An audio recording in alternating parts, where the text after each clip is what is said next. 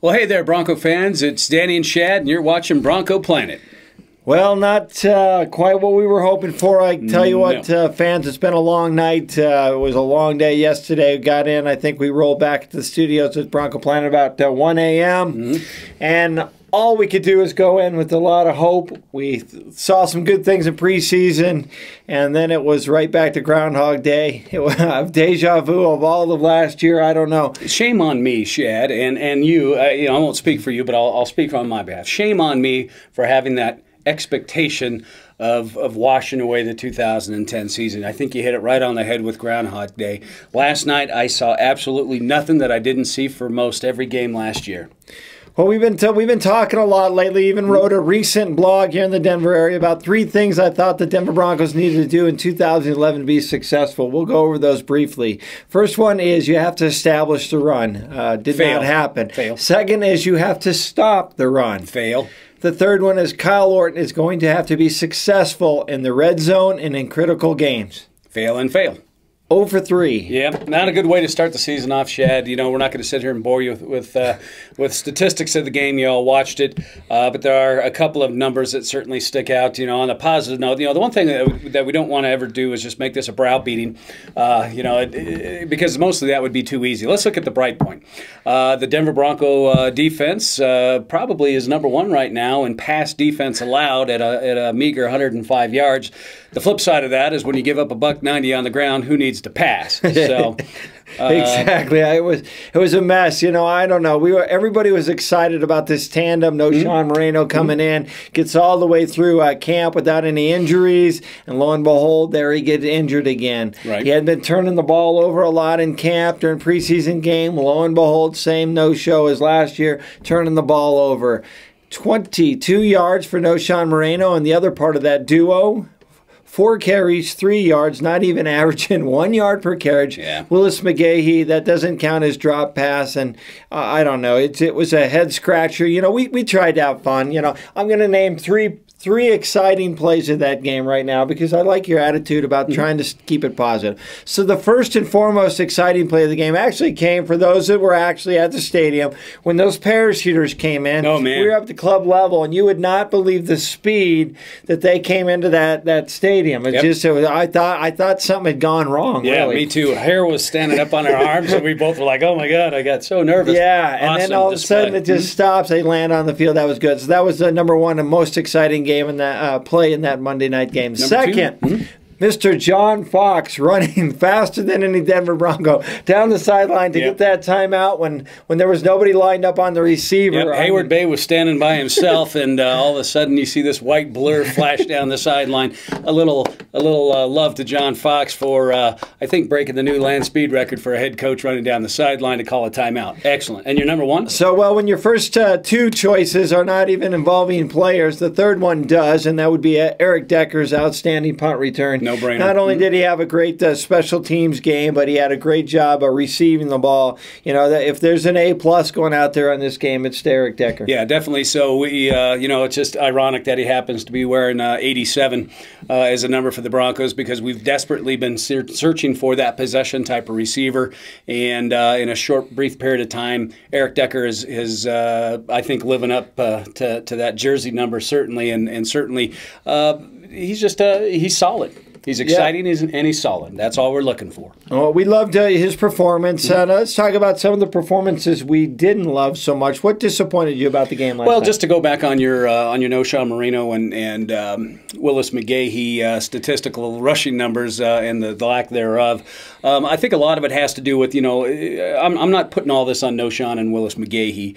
The one thing last year that didn't work with Josh McDaniels style offense was a power type of run offense where we're lining up our guys against your guys and we're gonna knock heads. It didn't work last year. We got the exact same personnel this year. With the addition also of Orlando Franklin, who is a good blocking tackle. And it's the same old stuff that we saw last year. Scheme blocking, when Rick Dennison was the offensive line coach here in Denver, it was an almost guarantee that you were going to have a 1,000-yard rusher every year. We don't have the personnel to line up in a power run situation. That needs to be scrapped, I think, right here, right now. Yeah, I was a little bit surprised. We did talk to J.D. Walton a little earlier as the season was just kicking underway. They're heading to camp. And I was a little surprised when he said, some of the blocking that we're doing here is not that much different than last year. I started thinking, wow, we didn't do so well. I don't know last year, did we? And so I was a little shocked in how it wasn't well. There was nothing well about it. The opposite of well. Yes, exactly. How terrible that was again on the run. And yeah, you cannot put it always on the running backs because you could clearly see there were no holes. There was nowhere to go. You're just running up into a wall. Right. And you got to give some credit to the Raiders. I mean, they just kicked the crap out of us. Well, something, and it sickens me to even say this, but yeah, you do have to give some credit to the Raiders. Oakland, and for those of you out there that don't know it, finished up the season last year as the #1 team in sacks. How many times did Kyle Orton get sacked yesterday? 5 times. Not too surprising. They've got a guy like Big Richard Seymour in the middle. They've got a good run defense. No surprise that we only put up 25 yards. I'll give Orton a little more. I think is actually negative because he may have attempted to run a couple times that weren't for exactly positive yards. But you do have to give credit where credit is due. And the battle on the line was definitely won by Oakland. There's no wavering on that point. Another upsetting point, I think, and this is going back to Groundhog Day of last year, was our third down efficiency. No less than 10 times, counted 10 times, the Broncos were in a 3rd or 10 or more position. And when you're in that, when you're facing that kind of numbers, I think they converted on maybe 3 of the 10. You're just not going to move the ball down the field. Yeah, you're backing yourself into a corner. They're gonna rush you. They're gonna put a lot of pressure on. They're playing pass the whole way. You just back yourself into the corner. You can't win on. And when you did get those rare opportunities, when we did connect, then we were dropping the ball. Eddie Royal was a big disappointment. I love Eddie more than anybody, but dropped 2 easily catchable balls. McGahee, we talked about, dropped the ball. I think Willis dropped the ball. Right. So anytime you got a little bit of a momentum, it killed us. And then when we weren't doing that, we were causing a lot of penalties. And almost everybody across that offensive line had penalties. Yep, absolutely, or gave up sacks to the Raider defense. The other thing, when you touch on penalties, it was Denver's inability to capitalize on a Raider penalty fest. Like they've been the leaders of penalties for years and years and years as seasons go by. They rack up 131 yards worth of penalties last night. We cannot capitalize them. But when you go back over the turnovers, 13 of those Oakland Raider points came off of Denver turnovers. You're not going to win games, and you certainly can't. Excuse me. You're good. I'm sick of this. That's my biggest problem. But you certainly can't rely on a special teams play for Eric Decker to win games like this when your defense is giving up the run and you can't score points. So. Yeah, a little scary when you're going into late into the 4th quarter and you're getting your very first offensive touchdown, not counting special teams, then things aren't going to happen. And guess what? Stay right there. I'll be right back. No, just keep talking. Okay, all right. Here we're going to go. Dan exit left for a short little drink break. And I'm back. So here's the thing that also frustrated me about this game. And I don't know. It frustrates me more that we have to talk about it, but we're forced to. It's all over the national media right now, this whole quarterback controversy. What are your thoughts? What are we going to do about this mess? Because, here's the thing I'll say. There's only one person in all of Denver that can fix this quarterback controversy, and that's Kyle Orton. Yep. All Kyle Orton needs to do is play well, and it goes away. But that's never been the deal for Kyle Orton. It's always surrounded him. It surrounded him in Chicago. It's surrounded him here in Denver. He just does not have that ability to just go out there and wow anybody. Well, or take a risk. And I think we saw that last night with Kyle's lack of throwing the ball past the first yard mark, the first down yard marker. He'll throw 3 yards short, 5 yards short, let his receiver, get it for him. The play it safe attitude. Statistically, he was Kyle Orton. Yeah. Over 300 yards, had a touchdown. Great if you're a fantasy football owner of Kyle Orton. Bad if you're a fan of the Denver Broncos. And that's the bowl of vanilla pudding that we talked about last year. And something. Even if we got the win last night, and I said this to Shad, even if we got the win last night by some miracle, crazy way, I still would be just wicked pissed about the overall way that our offense played and about our defense played. But as far as Kyle Orton, the interesting thing. players as they come due, especially when it comes to contract talks, and it's no secret that Kyle is looking for a long-term deal, wants a little bit of security. He's not looking for Peyton Manning type numbers or Brady type numbers, but a starting quarterback numbers in the 9, maybe $8 to $10 million.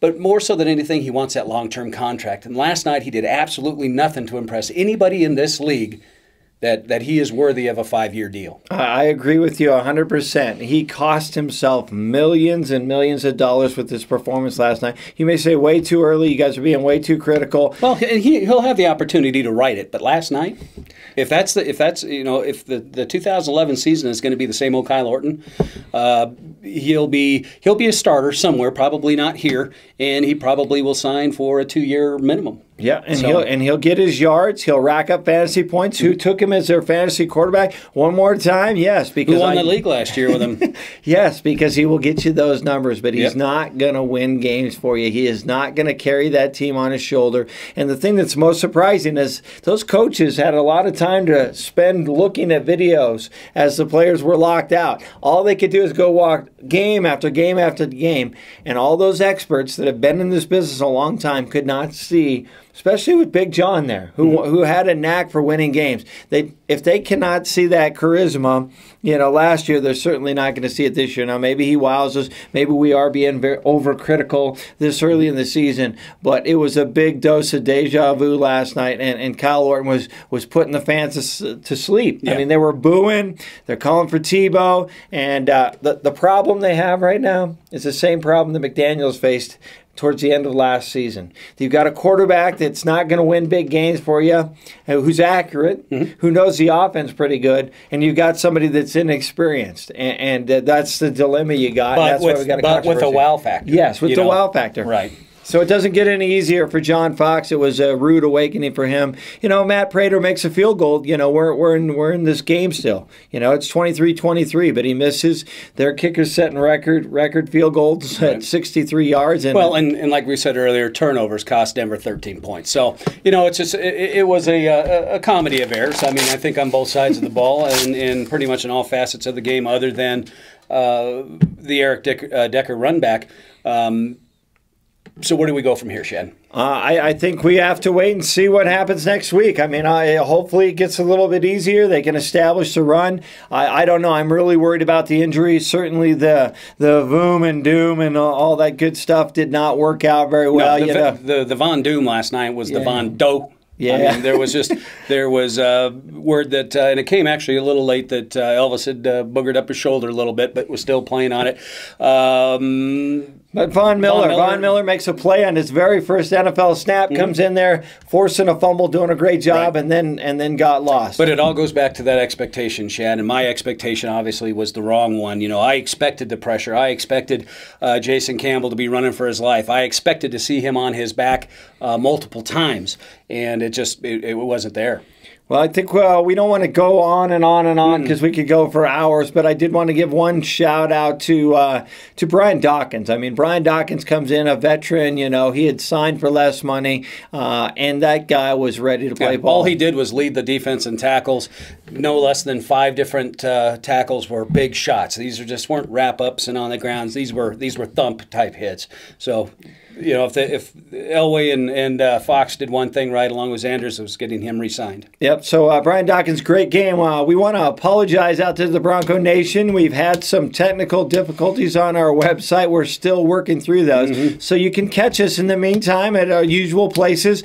We're right there on YouTube. You can catch those shows on Vimeo under Bronco Planet. Right here on Facebook. You can also get us on Facebook all the time with it. Come join our group. So we'll continue to be out there. Hopefully get those issues worked out, and tune in a little bit later this week. We are going to show you some fan pictures. That was another highlight. The fans out there, the Denver Bronco fans, the food was great, the atmosphere was great, the stadium was just electric. I mean, absolutely just hair on the back of your neck type of excitement. So and the respect that the Bronco fans have towards the Raider fans. They were jawing each other. Everybody's teasing each other, but everybody was having a good time. It was none of this beating up, none of the Raiders versus the 49ers and fights in the crowd. Everybody's kind of giving each other a hard time. We happen to have some Raider fans. Hugo, I'm talking to you in our area, and but everybody got along, and it's hard to talk smack to Raider fans when you're losing. Yep, it makes it very difficult. It was a good night, and it was a bad night, mostly a bad night, but hopefully the Broncos can certainly right this next week. We've got another opponent coming up that isn't exactly what you'd call a powerhouse. If we're that's just a regurgitation of last night. If we're going to right this ship now, it needs to start next week with Cincinnati. If we lose next week 2 home games to these 2 teams that were, when I looked at my schedule, when I predicted 8-8, those were 2 wins. That was a win. If we lose again next week, oh boy. That's when we start the official "We Want Andrew Luck" campaign for the Broncos. Hey, that is the good news. We're still in the Andrew Luck sweepstakes, so keep tuned. There you go. Hey, thanks for watching Bronco Planet, and we'll see you shortly.